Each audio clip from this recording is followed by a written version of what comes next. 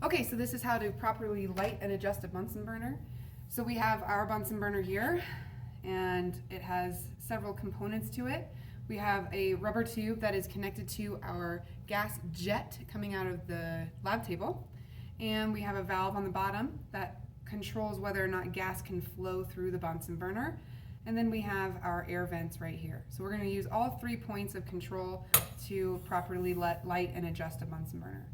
So first off, we always start at the table. This is our gas jet. We make this parallel, and that allows the gas to start filling our rubber tube here, but it's not leaking into the classroom right now because the valve on the bottom is closed. Before we open the valve, we should have a match ready, because when we open the valve, gas will start to come out of the Bunsen burner, and if we have to fiddle around getting a match out, that's time where we're leaking gas into the classroom, so it's something to be avoided. Okay, next we're going to open that gas valve until we hear a hiss coming through the Bunsen burner, and that is natural gas coming through, so methane. Okay.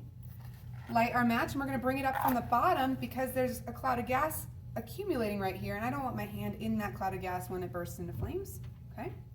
Blow out our match. All right, now we have our Bunsen burner lit, but it's not properly adjusted at this point. The purpose of the Bunsen burner is to create a very stable high temperature flame, and an orange flickering flame like this one is not stable. So first off, this is too tall. I'm going to use the valve on the bottom to decrease the height of the Bunsen burner flame. Then I'm going to open up these air vents. Now the reason why this is not a stable flame is because it's flickering.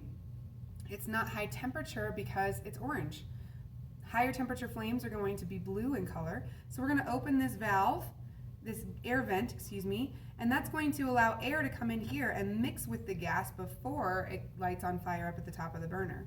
And when you get that ideal ratio of air, which has oxygen in it, to methane in our natural gas, we start to get a higher temperature flame. So right now it's already blue, but I'm going to keep opening my air vents until I get a nice focused inner blue cone inside the flame of the Bunsen burner.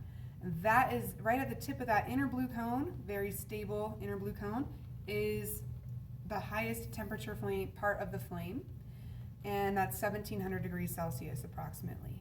Then we have that softer outer blue cone that has curvy sides. It's kind of hard to see if you don't have a dark background, but that is what our properly adjusted flame looks like. A double blue cone is how we refer to that.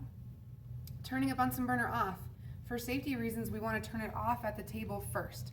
If I'm messing around with the valve down here and I turn it the wrong way, the screw could come out and flames could shoot out the bottom, and I don't want my hands to be involved in that kind of craziness. So I'm going to turn it off at the table first.